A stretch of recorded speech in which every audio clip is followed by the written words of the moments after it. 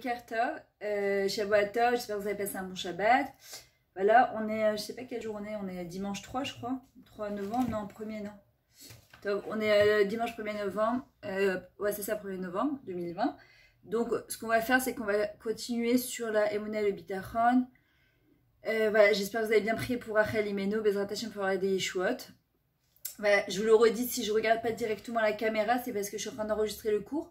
Comme ça, vous pouvez le revisionner après pour les Mifrani, mais pour vous puissiez l'avoir tout le temps pour vous. Alors, on avait commencé à parler Emunah et Bitachon, et voilà, comme on avait expliqué, c'est la chose la plus importante aujourd'hui. C'est la chose qui c'est ce qui va nous aider à passer tout ce qu'on passe. Voilà, on voit actuellement ce qui se passe aussi à Paris, d'accord, ils retournent en Séguin, en Route-Laret, en France tout court. Ils sont très angoissés, ils sont très embêtés, ils sont très stressés. Et c'est normal. Moi, ce que je leur dis, en tout cas, c'est de commencer déjà à faire leur dossier de Aliyah. Akadosh Baruch Hu, il va rouvrir encore une fois les frontières. Il va nous permettre, il va leur permettre, en tout cas, de pouvoir revenir. Il faut les encourager vraiment à faire ça. Même s'ils ont peur, parce que voilà, c'est laisser des familles, c'est laisser... Mais notre place, elle est là. On l'a vu avec la parashat Lech Lecha. Quand Hachem, il a dit à Avraham Avinu, Lech Lecha el haaretz asher areka. D'accord, vers cette terre que je vais te montrer. Et en fait, d'arriver à comprendre que on dit que, c'est mon mari ce qu'il nous a expliqué hier à table, il a dit que Avraham Avinu, quand il a fait son Lech Lecha, ça a duré 62 ans. Je ne sais pas si vous imaginez. Nous, on a l'impression que c'était un petit voyage de rien du tout, mais en fait, ça a duré 62 ans jusqu'à qu'il arrive à destination. Et en fait, qu'est-ce qui lui a permis d'avancer? Parce qu'en fait, il est arrivé, il ne savait pas s'il devait aller à droite ou à gauche. Hachem, il lui a dit une fois Lech Lecha. En vrai, on dit qu'il y avait, comme la Nané Kavod, d'accord, de la même manière qu'il y avait la Nané Kavod, les nuées de gloire. Attendez, je vois si tout le monde arrive à rentrer. Comme il y avait exactement les nuées de gloire, il y avait un nuage, en fait, qui suivait Avraham Avinu. Et en vrai, on doit encourager les gens de Route-Laret de faire la même chose et de savoir que notre place, de toute la manière, elle est là, elle en est Israël. Et vraiment bravo pour toutes celles qui sont là et qui sont venues sur leur famille, parce que je sais que c'est pas évident. Et à nous maintenant de les encourager au moins à faire leur dossier. Maintenant, souvent, ben, je le vois dans mes coachings personnels, je le vois dans mon quotidien, on se pose des questions, on prie à Hachem, on lui demande certaines choses et on ne comprend pas pourquoi les choses, en fait, elles ne se font pas. Ou parfois, tu as fait plein d'efforts, tu as demandé plein de trucs à Kadosh Baruch Hu et les choses, elles ne sont pas comme on voudrait et on ne comprend pas pourquoi. Alors déjà, la Emunah, on sait...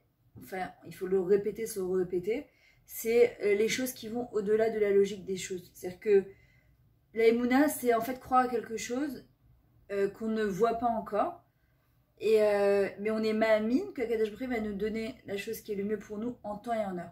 C'est très difficile, parce que d'abord, une chose qui est très importante, c'est ne jamais faire Masa Umatan avec Hachem, c'est-à-dire, alors je prends sur moi Shabbat, alors tu vas me donner ça. Alors je vais faire la tsniout, alors tu vas me faire ça, tu vas me donner mon zivouk. Alors je vais m'améliorer dans mon Shabbat et tu vas me donner un enfant. Non, ça marche pas comme ça. Avec Akadosh Baruch Hu, il faut jamais faire ça. D'accord? Il faut faire, parce que d'abord c'est pour notre bien à nous. On l'apprend d'Avraham Avinu. Il a fait les choses sans poser de questions. Ça c'est la première chose. La deuxième chose, c'est quand on fait quelque chose, on le fait pour Hachem. Par amour pour Hachem. Troisième chose, après, vous avez besoin de demander quelque chose, parce qu'on a toujours besoin de certaines choses. Quand on demande à Hachem, on doit lui demander Miotzrat Matnat Chinam. Ça veut dire aucun rapport avec nos mérites. Souvent, les gens, malheureusement, qu'est-ce qu'ils font? Ils prient en pensant que parce que j'ai pris ça ou ça sur moi, alors, ma Géali, quelque part, j'ai le droit d'avoir cette chose-là. Faire très attention, parce que si je fais ça, et que Bémet Hachem il me répond en fonction de mes scrouillottes, de mes mérites, qu'est-ce qui va se passer? Bah, quelque part, c'est comme si que j'enlevais de mes mérites dans le Olam Haba. On ne doit pas rappeler ces souillottes à nous. Alors, il m'a posé la question, elle m'a dit, oui, mais alors avec Rachel Imenu, oui, mais elle rappelle son mérite à elle, pas pour elle, pour le Ham Israël. Mais nous, on ne doit jamais demander à Hachem, s'il te plaît, donne-moi ça parce que j'ai pris sur moi. Non, parce que je suis ta fille, tout simplement. Parce que je suis ta fille, parce qu'il y a un endroit à Kadosh Baruch Hu, il ne laisse pas rentrer les anges accusateurs. Et parce que je suis ta fille, je suis une bête mélère, je suis ta fille à Kadosh Baruch Hu et qu'il n'y a que toi qui peux me donner. Alors s'il te plaît, je te demande de me donner. Et aucun rapport avec j'ai pris Shabbat sur moi, etc. Combien de fois j'ai entendu des gens dire oui, mais moi, tel Rav ou tel Rabbinite, elle m'a dit que si je prenais ça sur moi, ou je me couvrais la tête, ou que j'étais plus siout, je trouverais mon zivou, que j'aurais un enfant. Et c'est pas arrivé. Parce que ça marche pas comme ça avec Hachem. On comprend pas du puits du Gilgoul d'avant, pourquoi on est venu sur Terre, quelle est notre réparation à faire, pourquoi on est là. Donc ça n'a rien à voir, je fais des choses parce que je dois les faire. À côté de ça, j'ai besoin de certaines choses. Je dois simplement dire à Kadesh Baruch Hu, parce que tu es mon père, il n'y a que toi qui peux me répondre, je te demande cette chose-là. Maintenant, on voit que Dieu préserve quand le 12 juin 2014, quand malheureusement les trois petits jeunes, Eyal, c'était Naphtali, Eyal et Gilad, d'accord, qui ont été, les trois Khatoufim, que Dieu préserve, d'accord, qui ont été pris, combien tout le Ham Israël a pris pour eux, combien on a demandé, combien de tfilotes, ça a duré 18 jours, Pachout, c'était un cauchemar pour tout le monde, jusqu'à qu'au bout du compte, que Dieu préserve, et ben on a vu que malheureusement, ils sont parvenus et tout le monde s'est posé la question, mais pourquoi? Alors pourquoi tellement de tfilotes, tellement de mobilisation et qu'au bout du compte, ça n'a rien donné? D'abord, il y a marqué Bekorvai Akadesh dans Parashat Vaikra, d'accord? Ça veut dire quoi? Qu'Akadesh Baruch Hu, il prend parfois les meilleurs. C'est évident, on ne comprend pas pourquoi, mais c'est évident qu'Hachem il les a choisis, qu'Eshoshana ben Achochim, comme une rose parmi les ronces. Pourquoi eux? Je n'en sais rien et on n'aura jamais de réponse à ça. Et c'est pour ça que dans certaines situations, il faut pas ne pas se poser de questions dans le sens où on ne comprendra, il y a des choses qu'on ne comprendra jamais. Comme la Shoah, est-ce qu'on peut donner vraiment des explications? Il y a à droite, à gauche, les gens ils essaient d'expliquer. On peut comprendre ce qui s'est passé avec la Shoah, c'est incompréhensible ce qui s'est passé avec la Shoah. Ça nous dépasse, quand tu vas à Yad Vashem et tu vois ce qui s'est passé, ça nous dépasse complètement. Il y a des fois, il faut prendre son sechel et le jeter à la poubelle. Je vous dis honnêtement. Sinon, mishtagim, mitrarfenim, on devient fou. On peut pas. Quand tu vas avec les trois Khatoufim, tu vois bien que c'est un projet divin. Pourquoi sur 7 milliards d'êtres humains, avec tellement de personnes en Eretz Israël, Akadosh Baruch Hu, il a pris 3 jeunes de la même yeshiva qui ont pris un train au même moment pour rentrer chez eux, de telle famille et telle famille. C'est incompréhensible.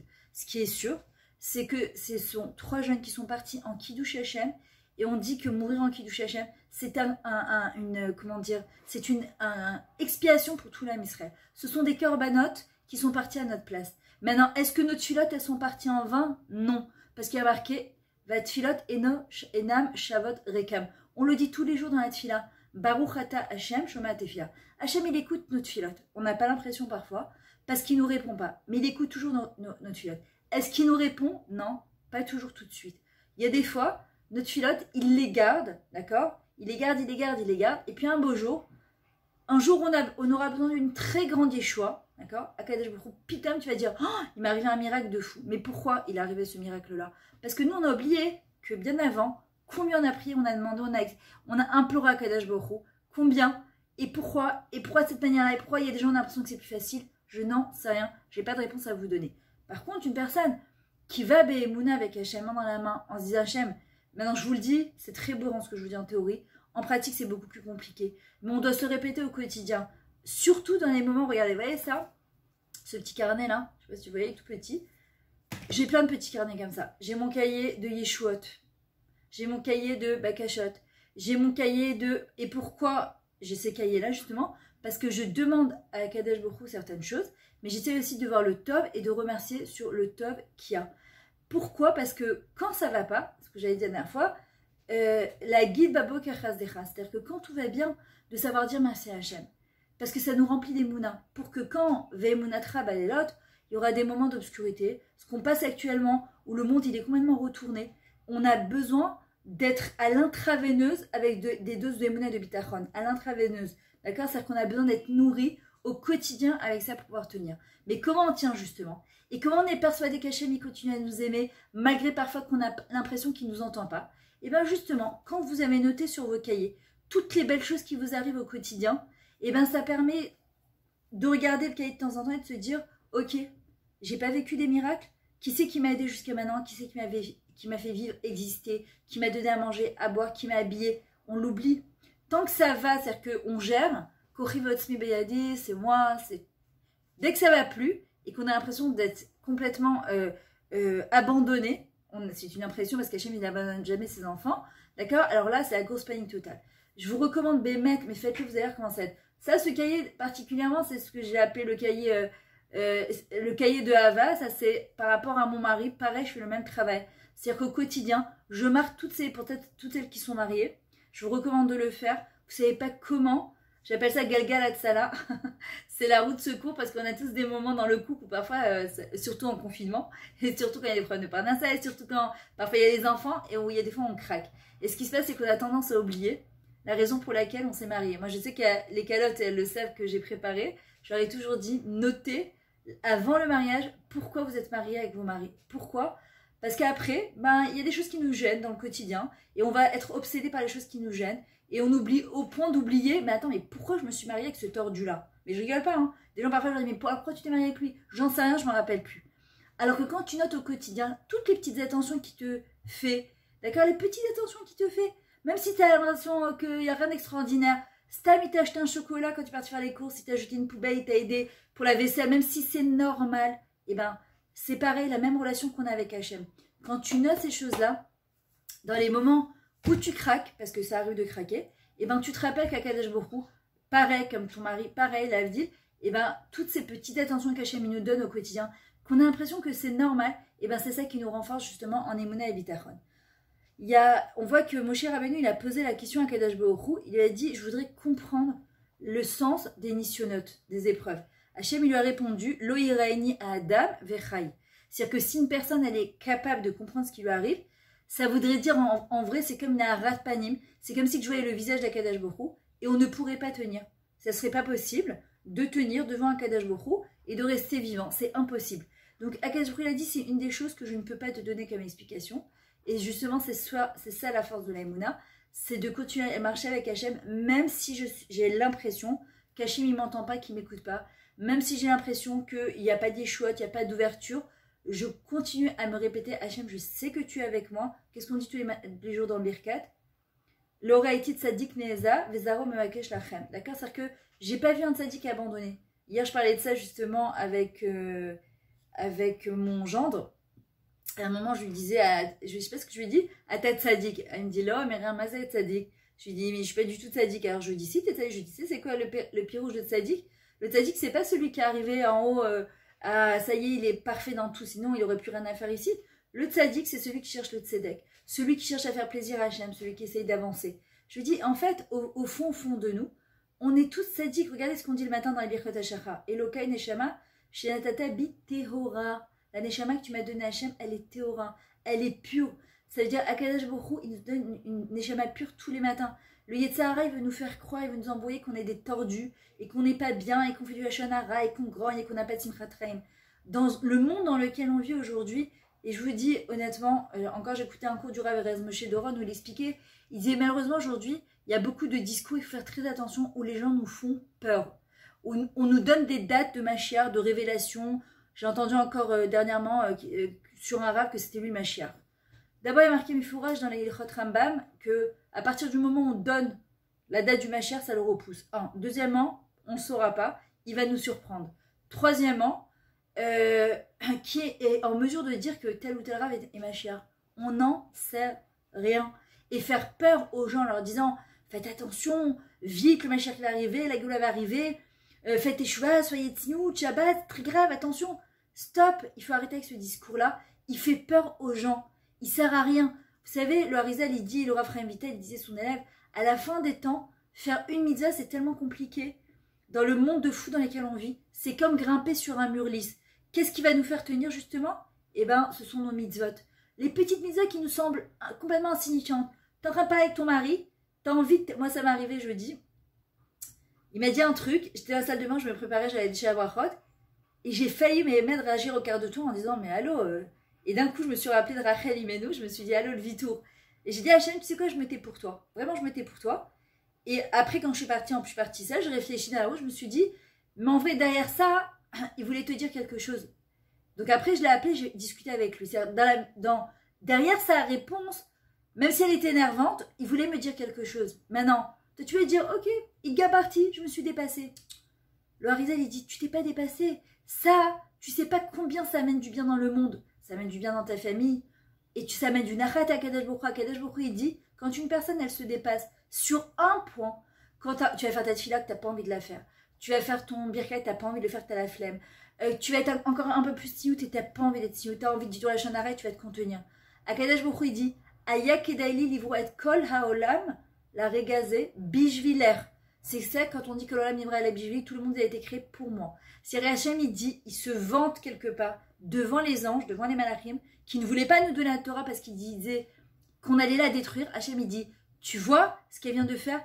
Eh bien ça valait la peine d'avoir créé le monde entier pour elle, pour ce moment-là. Donc tous les discours qui font peur, il faut les foutre à la poubelle. Je vous dis honnêtement, ils ne servent à rien.